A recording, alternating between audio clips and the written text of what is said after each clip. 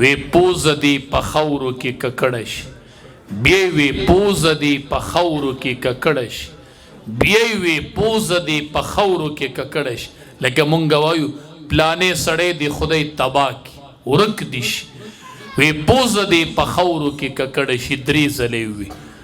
صحابو ته تپوسو کوي دا څوک یاد دی؟ دا خیری چاته کوي 3 ځله وی پوز دی په خاورو کې ککړه شي. وی من ادرک والدیه عند الکبر احدهما او کلاهما. دا 3 ځله می خیره هغه چاته وکړله چې څوک مور او پلار دواړه یا یو په حالت د بوډاوالي کې عمومي او دومره خدمت اونکي چې دی په جنت ته لاړ شي. پوزه دی په خاورو کې ککړه شي. مور او پلار چې په حالت د بوډاوالي کې څوک عمومي دا د جنت مونده، دا جنت موندلې دی، دا کلک راونیسه جنت دی موندلې دی. نبی علیہ السلام نه تپوسو وی ما حق الوالد علی ولدهما. وی د والدینو حق په بچی څه دی؟ هو د پلار د مور حق په بچی څه دی؟ څه حق دی؟ نبی علیہ السلام ورته وی هما جنتک ونارک. وی دا مور او پلاری جنتم دی او دوزخم دی. بس د خوخه د نو یا به جنت کیږي یا به دوزخ کیږي. نو په لنډو حق دین ببل ته غټ حق وګوري. صحابي نبی علیہ السلام نه تپوس کی د والدینو حق څه دی؟ وی جنتم دی او دوزخم دی. بس چې د سړی په جنت او جنت کیږي او دوزخ په دوزخ کیږي. چې د سړی په فیصله د جنت او د جهنم کیږي، خود دین ببل غټ حق نوی. دم امام الانبیاء فرمایل خم صحابی راغی نبی علیہ السلام ته وی جهاد لازم اجازت راکا جهاد لروانم. نبی علیہ السلام ورته وی کور کې دی مور او پلار شته، والدین شته؟ وی او. نبی علیہ السلام ورته وی فجاهد فیهما ورشا د دې دواړو خدمت شروع کا. الله بتعالی د جهاد اجر د مور او پلار په خدمت درکې ورشه. فجاهد فی د دې مور او پلار باره کې جهاد وکړه کنه. فجاهد فیهما ورشه دق خدمت کوه، الله به د جهاد اجر تعالی د مور او پلار په خدمت کې درکې. چا سره چی بوډا پلار او بوډۍ مور دا یو لوی احسان د الله وګڼئ. چې کله د پلار په خدمت ستړی شي، خدمت کې مونږ لا څه خدمت کړی دی چې بول او براز ستا په خدمت په ذمه ولګي. د پلار بول او براز ته پاکئ خدمت په دی. دا خدمت نه دی د بار نه رادند شو ته د کټ نه پاسې چې دلته کېنه، بره سر ورته پرېږدي چې دلته کېنه. نه، دا خدمت دی.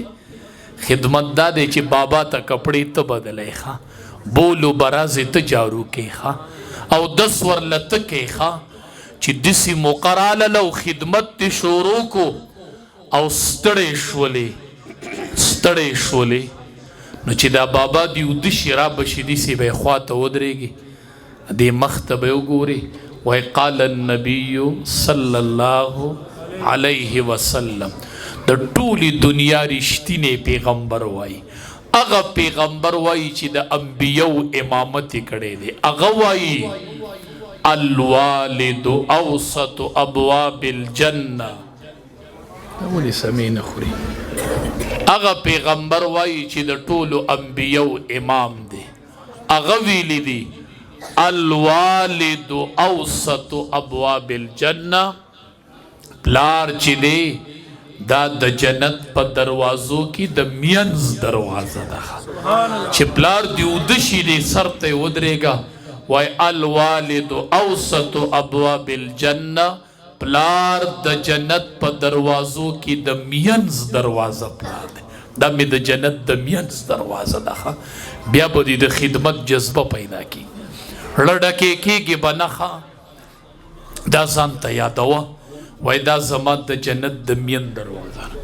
چې پلار دی اوده شي راشه دې مخ ته یې داسې وګوره دسی مخ ته مخامخ وګوره د رحمت په نظر وای دا زما پلار دی ګوره دا منم چې قرآن ته کتل عبادت دی دا منم چې کعبې ته کتل عبادت دی خدا برا سرم منی چې د مور او پلار مخ ته د رحمت په نظر څوک وګوري الله د یو حج قبول شوي اجر ورکړي دغه پلار په خدمت په بیا نه ستړی کېږي خدمت یې کوه او دې مخ ته یې ګوره وایي ماله الله د حج مقبول اجر راکړي صحابي نبی علیه السلام ته وی دا اجر خو چې څوک واوري نه به په مخه د پلار مخ ته ګوري نه او بیا په مخه د مور مخ ته ګوري نو نبی علیہ السلام ورته وی چې دې په مخه ګوري نو الله به ولا په مخه اجر ورکوي کنه چې ته په کتو نه ستړی کېږي نو رب په اجر باندې نه ستړی کېږي رب په اجر نه ستړی کېږي دا لویه سرمایه وګڼئ کور کې بابا دا د جنت د مین دروازه ده کور کې مور دا د جنت د مینځ دروازه ده الله مقدر کړي د موقع دا موقع چرته ضایع نه کې ګورئ خطا نشي چرتا د پلار په خدمت چرته سودا ونه کې د چا سره دا بل روړ ته پرې نه دی چرتا د دین لاس ونه انځي چرته چې د جدای ټیم راشي او بابا دی ژوندې نو بعضې خلک په ژوندانه تقسیمونه کوي نه وایي دا ستا او دا ستا او دا ستا یو به وایي چې پټ ګاډی زما وایستا بل به وایي چې دیره زما وایستا ټیک ده او ته به پاسې او دواړه لاس به د پلار نه تو کې وایي کوټه ستا ګاډی ستا پټې ستا او د جنت د مینځ دروازه زما بس دا ماته پرېږده دا د جنت د مینځ دروازه زه په کوټه بدلوم